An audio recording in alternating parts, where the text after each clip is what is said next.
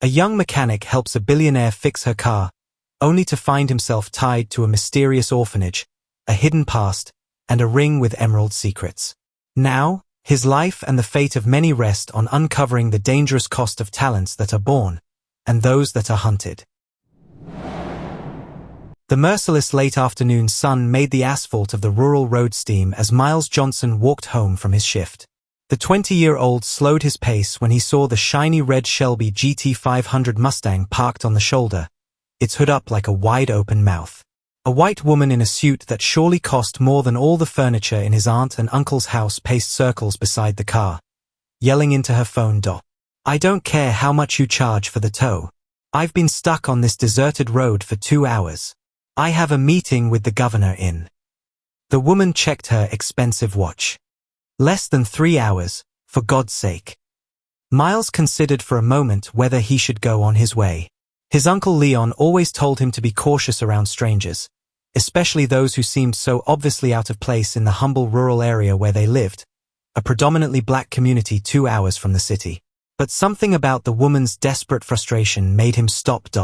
Miles adjusted the weight of the worn backpack where he carried his work tools and lunch remnants, and more importantly, the small toolkit his uncle Leon had given him, a mechanic who insisted that everyone should know at least the basics about engines.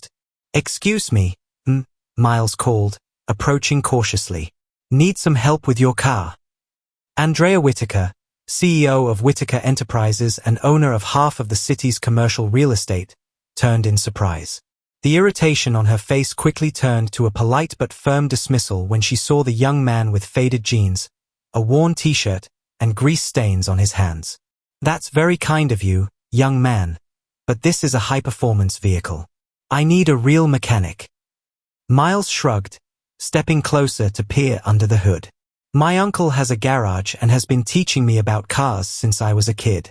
I can at least take a look." Before Andrea could protest, he had already dropped his backpack on the ground and was leaning over the engine with surprising confidence. "When did the problem start?" he asked, all professional. Andrea sighed, realizing she didn't have much to lose. "The engine started overheating about 40 minutes ago, and then it just died." "Did you smell anything sweet, like syrup?" Andrea blinked, surprised. "Yes, now that you mention it. How did you know?" "Cooling system." Miles pointed to a small puddle under the car that Andrea hadn't even noticed. "It's leaking coolant. That's why it overheated." As he spoke, Andrea watched the young man with growing curiosity. There was something strangely familiar about him. The way he furrowed his brow slightly in concentration, how his intelligent eyes scanned the engine methodically. "What's your name?" she asked suddenly. "Miles. Miles Johnson." He held out his hand, stained with grease from the inspection. She shook it hesitantly. "Andrea Whitaker." "Nice to meet you, Ms. Whitaker. I think I can fix this temporarily." Miles opened his backpack and took out a small metal case. "Uncle Leon makes me carry an emergency kit. You never know when someone might need help on the road." Andrea watched, fascinated as the young man worked with impressive efficiency, locating the leak in the radiator hose and applying a special tape. "That should hold until you get to town," he explained. "But you'll need to add water to replace the lost coolant." It was when Miles raised his hand to brush his hair away from his face that Andrea saw it. A ring with an emerald green stone set in antique gold, worn on his finger. The sun glinted off the stone, reflecting an internal pattern she recognized from old family records. A small crescent-shaped imperfection, documented because of its connection to her father's past projects. "That ring," Andrea began, her voice suddenly tight. "It's very unusual." Miles looked down at his hand. "It was my mother's. I mean, my adoptive mother, Diana. She died last year." A shadow of sadness crossed his face. "She said it was a symbol of an important promise." "May I ask where Diana got this ring?" Andrea pressed, trying to sound casual. Miles shrugged. "She never told me exactly. She just said it belonged to someone special and that one day I would understand its meaning." Andrea tried to pull herself together, offering to drive Miles home as a thank you. He hesitated only briefly before accepting. During the 15-minute drive, Andrea asked seemingly casual questions about his life. Where he worked, how long he had lived there, who he had lived with since his adoptive mother had died. I live with my Aunt Renee and Uncle Leon, Miles explained. They took me in when Diana died. Have you always lived here? Andrea asked, trying to keep her voice steady as she gripped the steering wheel tightly. Since I was around 8, I think, Miles replied. Before that? He hesitated. Diana didn't talk about it much. I know I was adopted from an orphanage called Little Angels. It closed soon after. Andrea almost lost control of the car. Little Angels? Are you sure? Yeah. Why? Do you know it? Andrea took a deep breath. I'm familiar with some old records related to it. As they approached a modest but well-kept house, Andrea stopped the car. Miles thanked her and said goodbye. But before he could get out, she handed him a card. Miles, if you ever need anything at all, please call me. The young man accepted the card with a curious look and got out of the car. Andrea watched as he walked toward the house, the ring sparkling in the sun. Her hands trembled as she picked up the phone to call her private investigator. What Miles couldn't know as he waved one last time to the stranger in her expensive car was that this chance encounter had just set in motion events that would reveal secrets kept for more than a decade. Secrets that connected a billion-dollar empire, a mysteriously closed orphanage, and a young man with an extraordinary ability to fix broken things.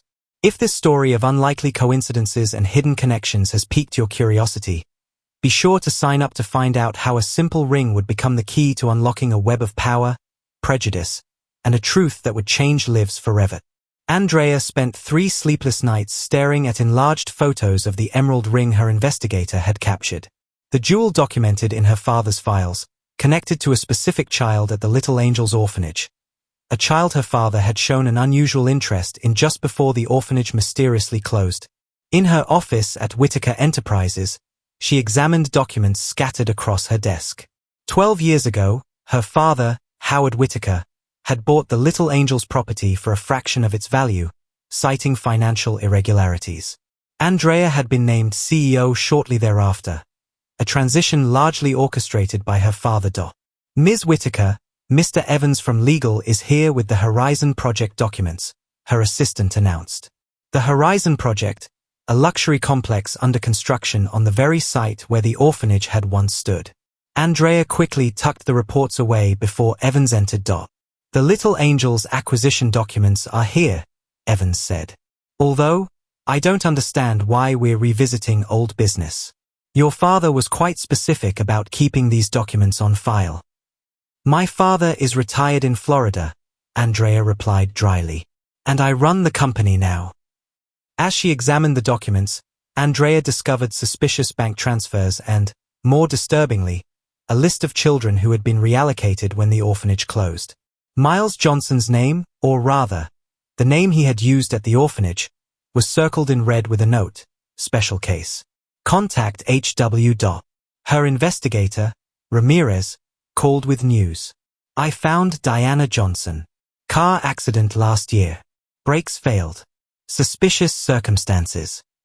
What about the adoption records? Andrea asked. Missing.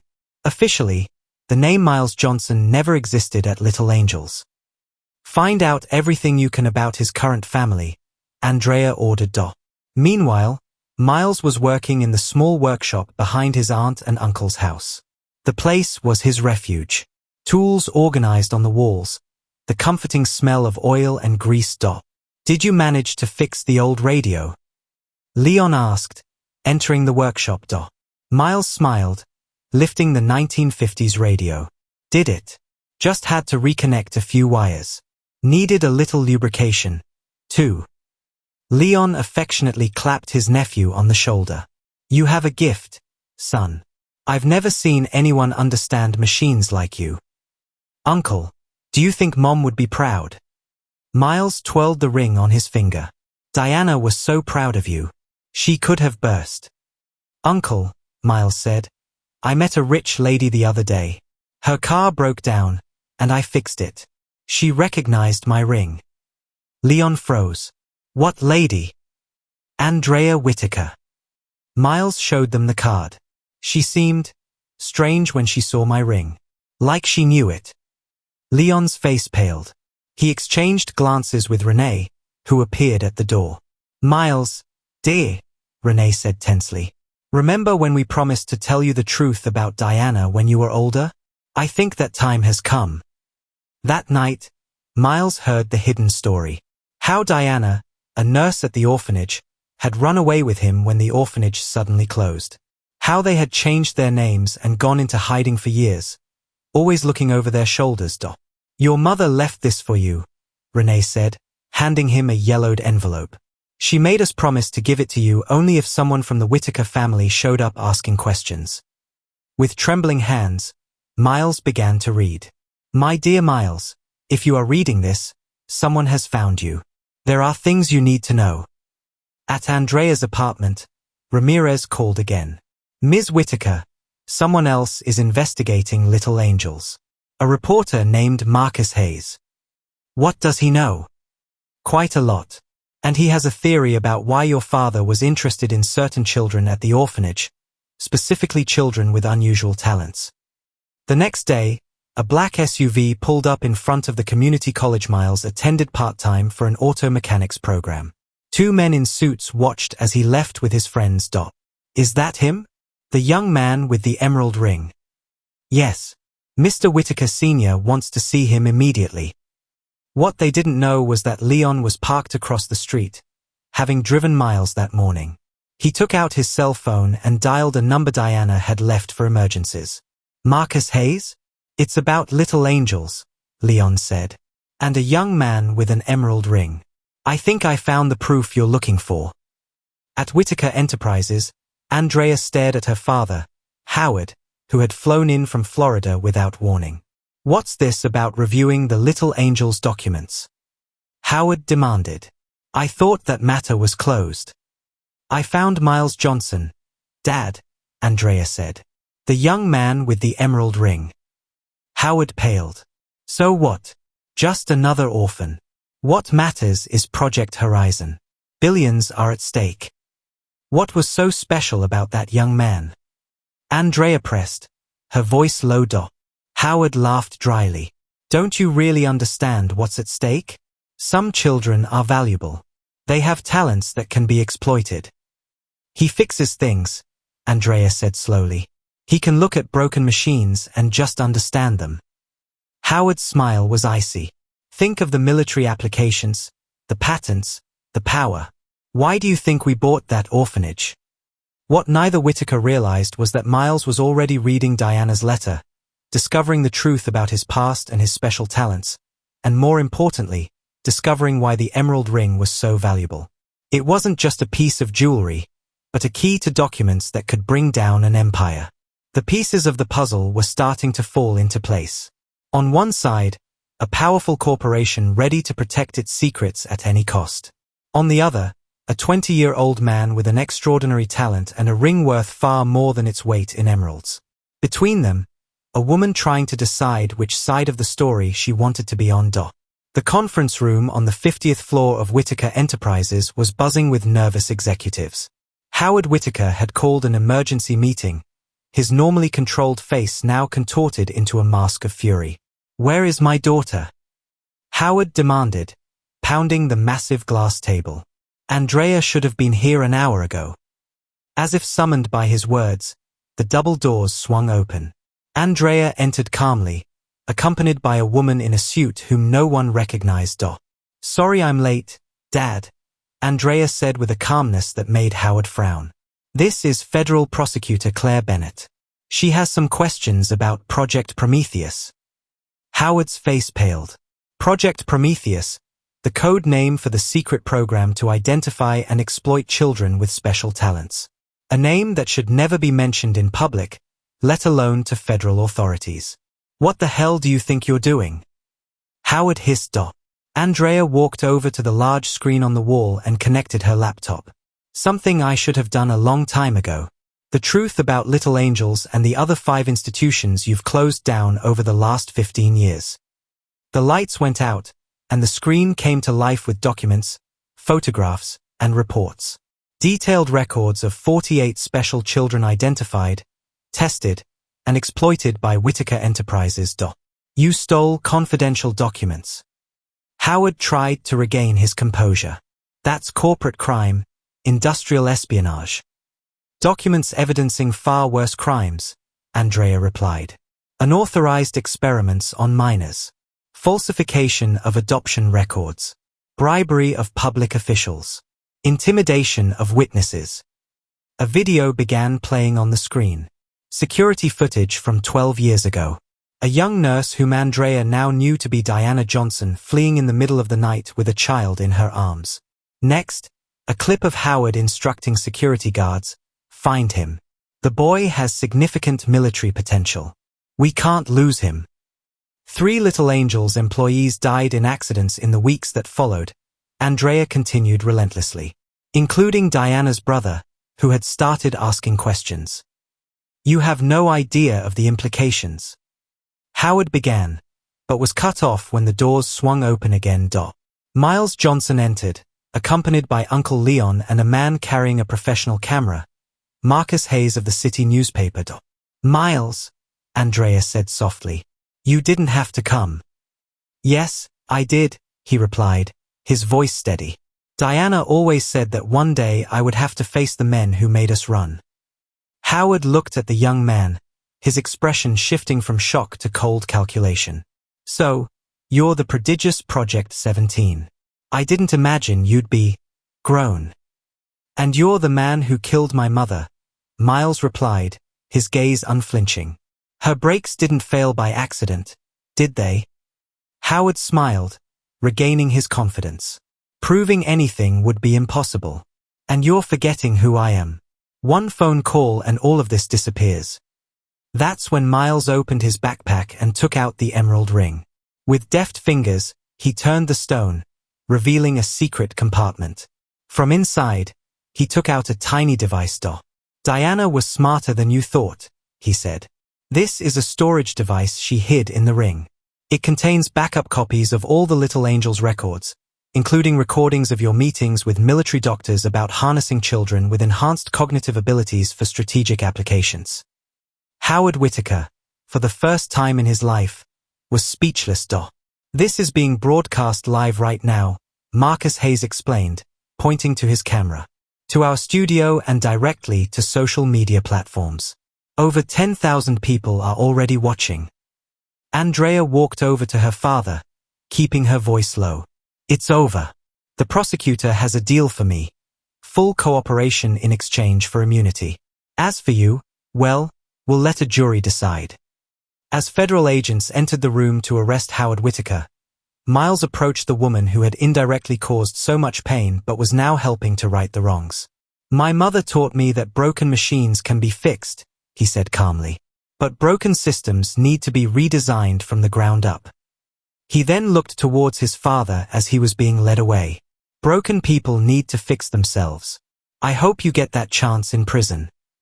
Howard was led away, his empire crumbling live for the world to see. In the days that followed, Whitaker Enterprises' stock plummeted. Investigations revealed decades of unethical practices, illegal experimentation, and systematic corruption. Andrea watched it all with a complex mix of relief and regret. She had lost her family legacy and her inheritance, but she had found something more valuable, her integrity. In the courthouse, as Howard awaited his preliminary hearing, Miles approached Andrea on the steps outside. What happens now? He asked, the emerald ring sparkling on his finger, no longer a symbol of secrets, but of truth revealed. Andrea looked out at the city skyline, at the skyscrapers that had been built with money stained by exploitation and suffering. Among them, the gleaming Whitaker building, which would soon lose its name. Now, she said, we rebuild. Not just buildings, but lives. What none of them could have predicted at that moment was how that rebuilding would transform not just their lives, but an entire community. An empire built on exploitation was crumbling. But from the ashes, something new and unexpected was about to be born. Something that would forever change the way the world viewed exceptional talent in unlikely places. 5 years have passed since the day Miles Johnson exposed the truth about the Whitaker empire. On a sunny spring morning, he walked through the halls of a newly opened Johnson Center for Young Innovators. A sprawling complex of labs, workshops, and classrooms built on the same site where the Little Angels Orphanage once stood. The sensors in the East Wing are still malfunctioning, Miles, now 25, told the group of engineers following him. His experienced eyes identified problems in complex systems with the same ease with which he had detected a leak in a Mustang's radiator years ago. At the back of the center, Andrea Whitaker talked with investors, her suit replaced by smart casual wear. The former billionaire heir had donated her entire personal fortune to found the Prometheus Initiative, no longer a project of exploitation, but a program dedicated to identifying talented young people from marginalized communities and providing them with opportunities. We discovered 23 young people with exceptional talents just this quarter, Andrea explained. Each one receives a full scholarship and personalized mentoring. No contracts, no exploitation, no secrets. Andrea's transformation surprised many, especially former executives at Whitaker Enterprises. The woman who had once been heir to an empire built on exploitation was now dedicating her life to repairing damage and creating genuine opportunities. Miles is about to publish his third patent, said Leon, who now ran the center's engineering program. Top universities and tech companies are already lining up to recruit him, even offering to build him a custom lab. On the center's main wall, an exhibit documented the entire story. Photographs of the orphanage, newspaper clippings about the fall of Whitaker Enterprises, and a headline that changed everything: Whitaker Empire collapses after young man's revelations. Meanwhile, in a medium-security federal prison, Howard Whitaker stared at the walls of his cell. The tycoon who once controlled billions and manipulated lives now spent his days in confinement, abandoned by former allies. His fortune confiscated, his name forever tarnished. He refuses to participate in any rehabilitation program, a guard commented. He still believes he'll get out of here and rebuild everything. The arrogance that had been his trademark was now just a sad caricature, an old man clinging to dreams of power that would never come true. That night, the Johnson Center held its first major graduation ceremony. 12 young people from disadvantaged communities had completed the intensive 2-year program, each with job offers or college scholarships in hand. Miles, a key figure and mentor at the center, took the stage to give a speech. When I was 20, I fixed a stranger's car on the side of the road, he began, twirling the emerald ring on his finger, now a symbol not of secrets, but of transformation. That small act of help exposed a web of exploitation, but it also paved the way for something new and better. Andrea watched from the back of the auditorium, a proud smile on her face. The young man who had inadvertently destroyed her old world had, in fact, given her a purpose that no fortune could buy. My adoptive mother, Diana, used to say that broken machines can be fixed, Miles continued. But broken systems need to be redesigned from the ground up. That's what we're doing here. Not just fixing what was wrong, but building something entirely new. The next day, Miles received an unexpected letter. The sender, Victoria Whitaker, Howard's daughter and Andrea's sister, who had renounced her family name after the scandal and now worked as a federal prosecutor. We found 5 more orphanages with programs similar to Little Angels, the letter read. Thanks to your testimony and the evidence you gathered, we've been able to identify and protect 37 more young people. Some have talents like yours.